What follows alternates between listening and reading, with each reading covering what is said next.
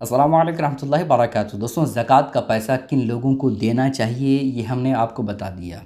अब रहा ये कि ज़कात का पैसा हम किन को नहीं दे सकते हैं, अपने ख़ानदान में, अपने रिश्तेदारों में किन को हम ज़कात का पैसा दे सकते हैं और किन को नहीं दे सकते हैं, ये जानना बेहद ज़रूरी है दोस्तों।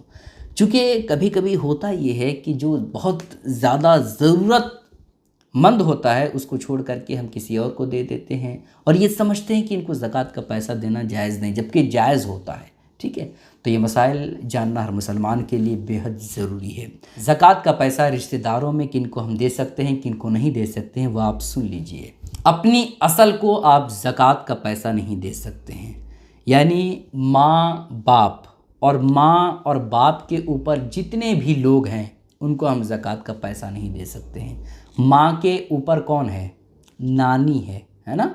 उसके ऊपर कौन है? पर नानी है। उसके ऊपर कौन है? लकड़ नानी है। इनको हम ज़कात का पैसा नहीं दे सकते। माँ की असल जो है जितने ऊपर चले जाएंगे उनको हम ज़कात का पैसा नहीं दे सकते हैं। इसी तरह से बाप की जो असल है, आप किन की असल है? बाप की असल है ना। इसी तरह से आप बाप को ज़कात का पैसा नहीं दे सकते हैं। बाप के ऊपर जितने भी चले गए हैं असल में उनको आप ज़कात का पैसा नहीं दे सकते हैं। बाप के ऊपर कौन है? दादा हैं, परदादा हैं, लकड़दादा हैं। इनके ऊपर जितना भी ले लीजिए आप उनको ज़कात का पैसा नहीं दे सकते हैं। इसी तरह से अपनी औलाद को आप ज़कात का पैसा नहीं दे सकते हैं।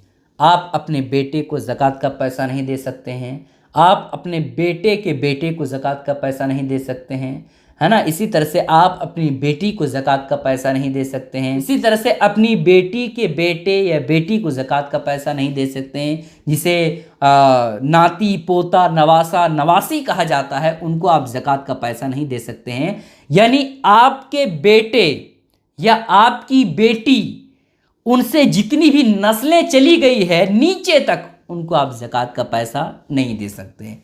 ठीक है, आप अपनी बेटी को ज़कात का पैसा नहीं दे सकते हैं और ना ही अपने बेटे को ज़कात का पैसा दे सकते हैं।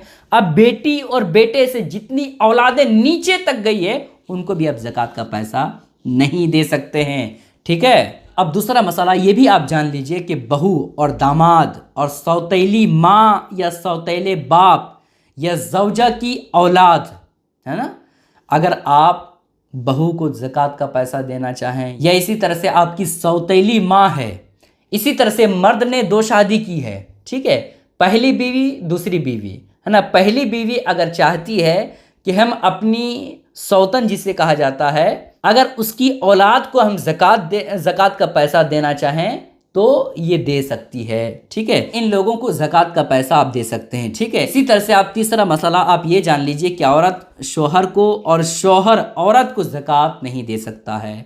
अगर कोई बीवी चाहती है कि भैया ज़कात हम पर जो है वो 10,000 निकल रहा है तो क्यों ना हम शौहर ही को दे दें, या शौहर चाहता है कि हम बीवी को दे दें, तो ऐसा नहीं कर सकता है। हाँ, अगर मर्द ने बीवी को तलाक दे दिया है और इद्दत जो है वो पूरी हो चुकी है तो ऐसी कैफियत में शौहर उस तलाकशुदा औरत को ज़कात का पैसा दे सकता है। ठीक है, तो ये बातें हर मुसलमान को जानना बेहद ज़रूरी है दोस्तों। किन को ज़कात हम दे सकते हैं, किन को ज़कात नहीं दे सकते हैं, ये बातें जानना बेहद ज़रूरी है। ठीक है, अब इसके अलावा जितने भी रिश्तेदार हमारे हैं उनको हम ज़कात का पैसा दे सकते हैं। जैसे हमारी बहन हो गई, है ना, हमारा भाई हो गया, हमारा भाई का भाई हो गया, हमारी बहन की बेटी या बेटा हो गया, तो उसको हम ज़कात का पैसा दे सकते हैं। ठीक है, इसी तरह से मामा हो गया तो उसको हम ज़कात का पैसा दे सकते हैं। इसी तरह से मामा का लड़का अगर वो मोहताज है, इसी तरह से कोई दिक्कत है तो उसको हम ज़कात का पैसा दे सकते हैं। इसी तरह से मामी या मामी का बेटा या बेटी जो मोहताज है उसको हम ज़कात का पैसा दे सकते हैं। ठीक है, तो जो रिश्तेदार हमने बयान किए हैं उनको हम ज़कात नहीं दे सकते। इसके अलावा सारे रिश्तेदार जो मोहताज हैं, गरीब हैं, उनको हम ज़कात का पैसा दे सकते हैं। ठीक है, इन बातों का ख्याल ज़रूर रखिएगा। इस क्लिप को शेयर ज़रूर करें। अस्सलाम वालेकुम रहमतुल्लाहि व बरकातहू।